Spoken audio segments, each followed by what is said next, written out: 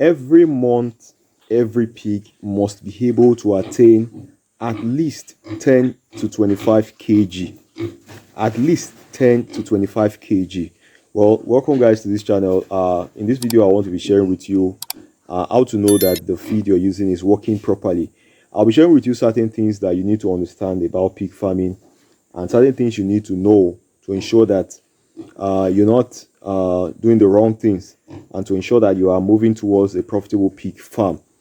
Okay, now as I said already initially, when you have your feed formula, one thing you need to understand about this business is that nothing is rigid. You must not have a rigid mindset to anything. Uh, the feed formula you're using can be tweaked as much as possible to ensure that you're reaching the result you desire. There is nothing that you should. It's more. You don't have to get very constant on a particular feed formula, and there are many reasons to that. Number one is that prices changes time after time. I don't know wherever you are around the world, but presently now PKC in our area is no longer what I may even call a very inexpensive feed. A very inexpensive feed because there are times when PKC was quite very low, but now it's no longer very low. It's quite very expensive now. Now, when you understand all these variables, it also should bring you to the understanding that you don't have to be rigid when you're making your feed formulation. You need to know that at the different stage of your pig's growth, your feed formula will have to change. So you don't feed your pigs with the same feed formula from day one to month six. The formula will keep changing. I've showed you some videos on different feed formulas we use, and believe me, we keep tweaking them also. Like at the initial stage, at the initial 1 month, you have to ensure, of course, that your diet is a lot of protein-based diet because you want to give your animals the initial booster for their growth. Obviously, you know that for every young one, babies, they require more of protein. So, and that's why we make use of mostly the starter feed. I think I've explained that to you. As much as you want to tweak your feed, make sure the initial feed formula contains lots of protein. Of course, in your area now, you may have a particular protein resource that we may not have in our own area. So you may do with that protein resource rather than what we are using. So there is no ironclad rule on what you need to use for your feeds. The aim is to ensure affordability, because if you don't ensure affordability, then you will be having issues with profitability, because the market will not flow with your cost price. If your animals are too expensive, marketers or buyers won't be able to afford them. So you don't go on with just being blinded by you have the money and then you go on to buy. Probably you saw online a particular feed resource and then you look for it in your area. And let's say that feed resource is very expensive in your area, then you go get it, and at the end of everything, your cost price is very high.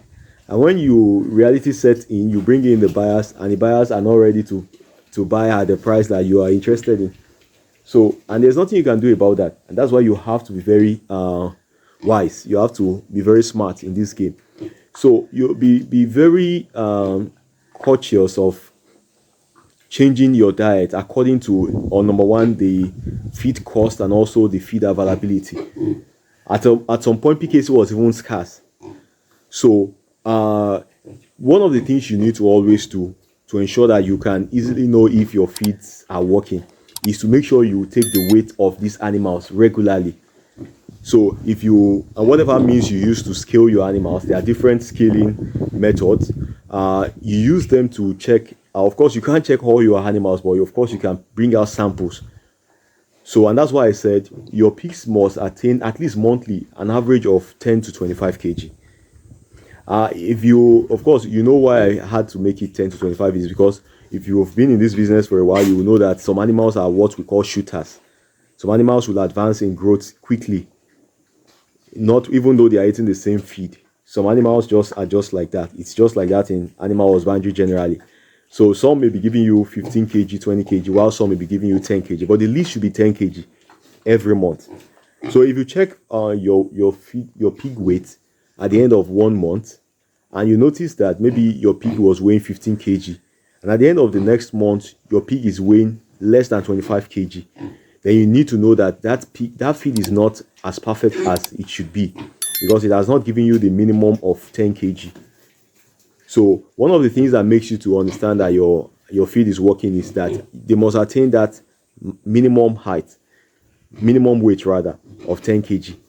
Now, if you notice it's not attaining 10 kg, then what do? This is why you have to get very resourceful. You have to be very alert to your environment. There are certain things in your environment, like in our environment here now, we don't have so much of some feeds. There's some other environment where some of these feeds are very cheap. I can give you an instance now. Let me give you an instance. Wheat offal in our environment presently is about maybe over 20,000 or thereabouts. I think I priced it recently. I think over 20,000. At some point it was 22,005. Even at present it's probably, I think, over 20,000. I priced it recently. In another environment, do you believe that wheat offal is 7,300? The last price I had. Now, looking at this disparity now, so in your environment now, you then hear someone online talk about wheat offal, and you go on to buy at 20,000.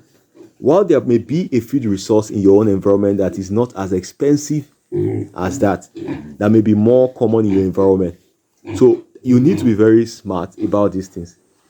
Do whatever it takes to ensure that your feed cost is minimal but very nutritive. The goal is not for you to get to any extreme.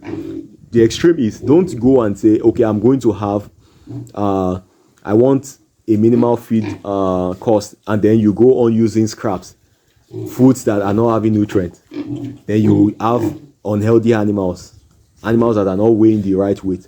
And then another extreme is you saying, oh, I want to attain the right weight gain, and then you go on to purchasing high cost feeds, which eventually can lead to you running out of business. Because if you can't sell your animals at the right price for profit, then you start making losses. So my advice is, be very smart about whatever you're doing. Know what works in your environment. Know what is available. There are several feed resource feeds, scraps that are very nutritive. Know them and make use of them wisely to ensure that, and make sure you always weigh your animals, or you have a way of checking their weight and make sure they are growing accordingly. So that's how for you to be able, because in 6 months you should be able to have between 50 to at least 50 kg, 60 kg in 6 months. All right, guys, that's what I thought to share to you today. I really hope this video has helped you. And by the way, just as a bonus, we always try to feed your animals with leaves to ensure their immune systems are being boosted, and always administer multivitamin so that your animals have enough appetite to consume and convert the feeds. All right, guys, thank you for joining us. I hope to see you in the next video. Bye bye.